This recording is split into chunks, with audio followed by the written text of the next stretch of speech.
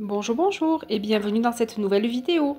Aujourd'hui, on vous emmène avec nous pour une cueillette en pleine nature. Direction la montagne pour récolter deux trésors du printemps. Tout d'abord, l'ail des ours où je vous expliquerai comment le reconnaître et ensuite le fameux pissenlit. On va cueillir, respirer, profiter et surtout, dans une prochaine vidéo, transformer ces merveilles en préparation maison. Un miel doré aux notes florales et une petite recette créative avec l'ail des ours. Donc si ça vous tente, suivez-nous pour cette escapade sauvage et gourmande. J'espère que vous allez bien, nous sommes le 1er mai. Bon 1er mai à vous, ça bouge un peu. On risque de sortir un peu du cadre, d'être un peu décadré, mais c'est pas grave. Jour férié, j'ai travaillé ce matin, donc après-midi, on a dit on va faire un petit tour à l'ail des ours. J'ai plein d'idées de recettes que je vous partagerai, je pense que j'aurai le temps.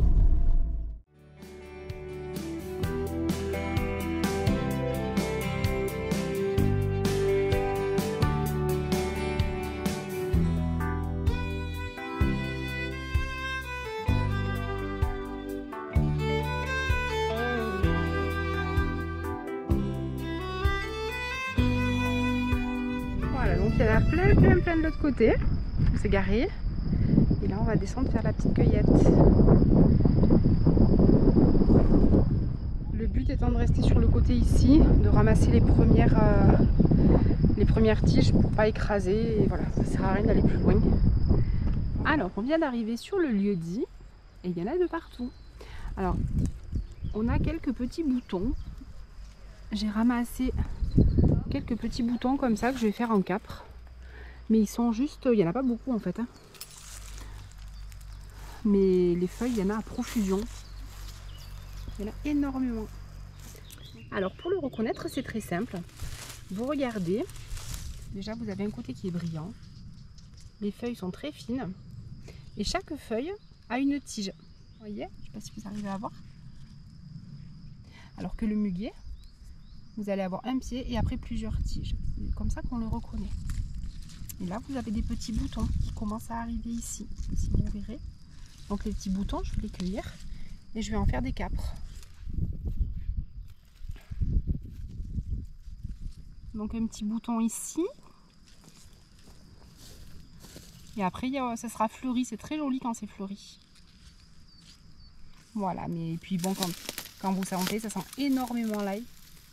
Donc c'est vrai, mais faites toujours très attention de ne pas confondre avec le muguet. Le muguet, il a une feuille beaucoup sur les meubles, là, tu vois. Ouais. Le muguet a une feuille qui est beaucoup plus épaisse. Mais soyez quand même très vigilant si vous ne connaissez pas. Faites-vous accompagner de quelqu'un qui connaît, qui pourra vous expliquer. C'est mon petit panier que j'avais acheté, que je vous avais expliqué lors du vide maison. Tu fais ta petite cueillette? Ouais. Cueillette d'ail des ours. J'ai fait une petite cueillette, j'en ai pas pris beaucoup parce que voilà, on préfère, vu qu'il est là, il est pas loin, on préfère revenir et en reprendre après, puisqu'il y en a pour tout le monde, il y en a suffisamment. On va s'arrêter à la cascade du Saut de la Pie, donc je vais vous filmer un petit peu. Elle est assez célèbre chez nous. Il y a une grotte qui avait été, ils avaient trouvé une grotte avec plein d'armes très anciennes. Alors je me rappelle plus exactement, je vous mettrai exactement ce qu'il en est, mais je me rappelle que, enfin je me rappelle, c'est très vieux, hein, mais je me rappelle l'avoir lu et ça se dit que effectivement ils avaient trouvé des armes.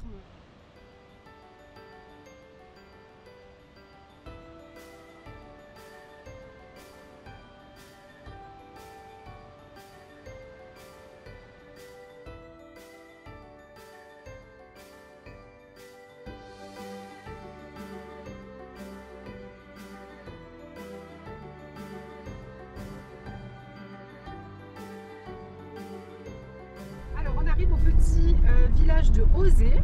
On vous conseille de vous arrêter, de boire un coup ou de manger au bar d'Ozé. On avait mangé, on s'était régalé. Donc soit un plat du jour, soit des pizzas. Mais franchement, c'est très sympa. Ils méritent de travailler, ils sont très sympathiques. Donc si vous passez par là, n'hésitez pas à leur faire un petit coucou et à vous arrêter. Donc là, on est passé, on a vu que le bar était ouvert. Donc là, on se dirige vers le col du Fanger. On va voir s'il y a des pissenlits. Comme ça, on fait d'une pierre deux coups.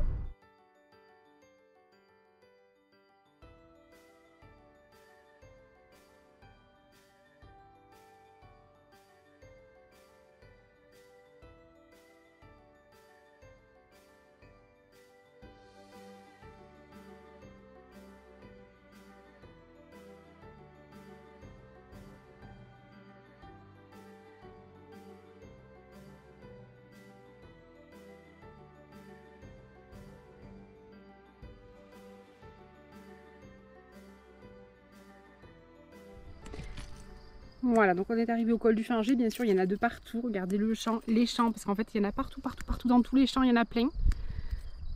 Ils sont beaux, hein. Ils sont magnifiques, ils sont bien ouverts, regardez comme ils sont gros. Je vous disais hier que le pissenlit, c'était une de mes fleurs préférées. Vous voyez, aujourd'hui, je suis dans un champ de pissenlit. Tout l'achat des chaussures pissenlit. Voilà. Et donc chez nous, ils étaient tout passés déjà. Ici, ils sont bien en fleurs. Donc il vous suffit simplement de cueillir simplement la fleur un petit peu. Ils sont magnifiques. Donc le pissenlit, il se plaît bien dans un champ. En général, on les retrouve dans les champs où il y a eu des bêtes, donc soit des vaches, soit des brebis. Voilà, donc ici ça en est claffi parce qu'il y a beaucoup de vaches ici au col du Finger, enfin il y a des vaches. Du coup là, le pissenlit il est ravi. L'ortie pareil, l'ortie par contre c'est dans le fumier de brebis. Donc dans les parcs à brebis en montagne on trouve de l'ortie. Et vous avez également aussi, qui aime bien le fumier de vache, vous avez aussi en montagne un peu plus haute. Chardon de Marie pareil, mais lui par contre c'est dans les parcs à vaches et en plus en montagne. Mais il y en a très souvent dans les parcs à vaches. Ils sont fermés comme ça aussi. Alors il ne faut pas qu'ils aient déjà le vert, hein. Il ne faut pas qu'ils aient déjà le jaune et le vert comme ça. Mais quand ils sont bien fermés comme ça, sachez que vous pouvez les faire en capre aussi. Comme je ferai les capres d'ail des ours. En bouton comme ça, c'est excellent. Vous voyez, il y en a là. Mais il faut qu'ils soient bien fermés.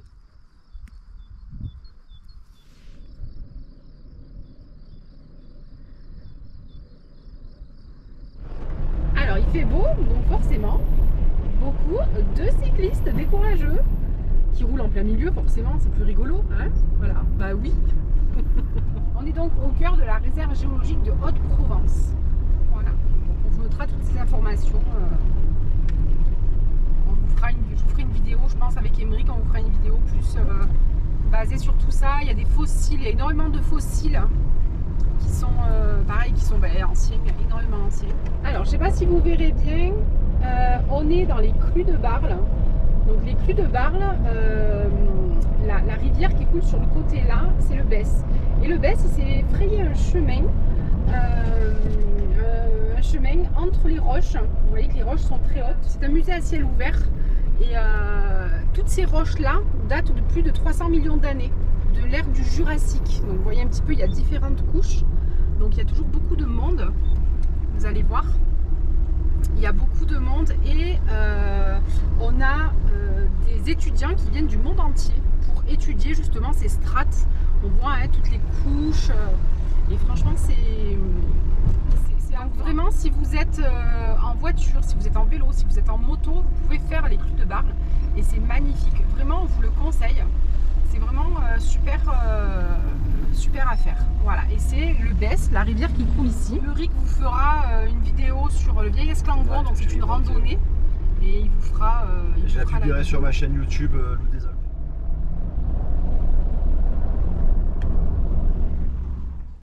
Allez, j'ai donc tout mis dans le même panier, parce que de toute façon, ça ne risque rien, hein, on est bien d'accord. Donc, je vais mettre les pissenlits à sécher un petit peu dehors, là. Le but, c'est qu'ils se rétractent, qu'ils se referment. Donc là, ils sont encore bien ouverts. Il y en a quelques-uns qui se sont un petit peu rétractés. Le but, c'est qu'ils se rétractent. Et puis, je vais m'occuper de rincer mon ail des ours. Voilà.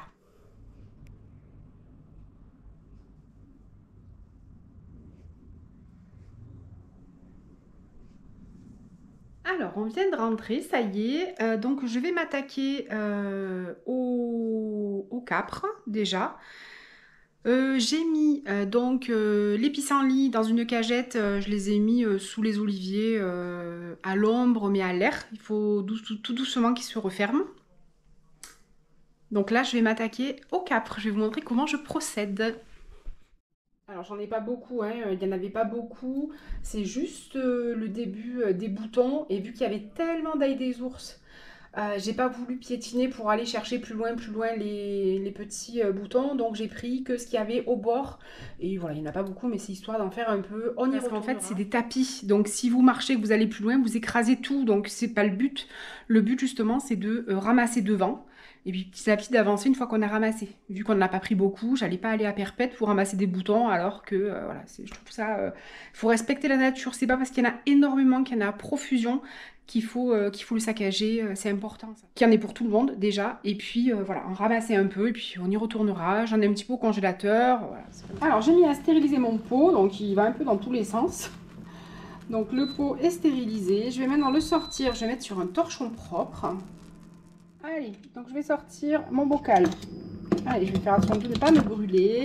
Hop, à l'envers. Et voilà.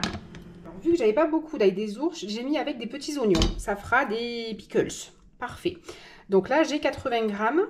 Donc ma recette est pour 300 grammes. Donc j'ai fait mes petits calculs. Voilà, donc j'ai mis mes petits boutons d'ail des ours avec l'oignon. Là, et je vais y verser mon mélange sucre et vinaigre.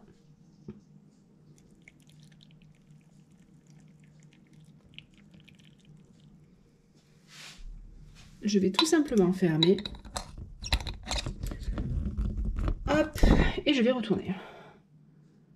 Voilà mon petit pic de feuilles de laurier. Et pour le soir, j'ai mis dans une petite poêlée de pommes de terre 2 cuillères d'ail des ours que ma maman m'avait préparé. Et c'est un délice. Vraiment, n'hésitez pas à en mettre dans vos préparations. Ça a un goût divin et ça change un plat, vraiment. Ne ratez pas la vidéo de la semaine prochaine où je vous partagerai notre réveil au chant du coucou. Je vous partagerai également la recette de mon pain ail des ours ainsi que du miel de pissenlit. Vous aurez également des nouvelles de Luna qui a partagé un petit moment balade avec nous. Et je vous ferai découvrir ou peut-être redécouvrir une plante comestible sauvage qui est le brocoli sauvage. Merci d'avoir partagé ce moment avec nous. Si cette parenthèse nature vous a plu, n'oubliez pas de vous abonner, de liker ou de laisser un petit commentaire, ça fait toujours plaisir. On se retrouve très vite pour une nouvelle vidéo et d'ici là, prenez soin de vous.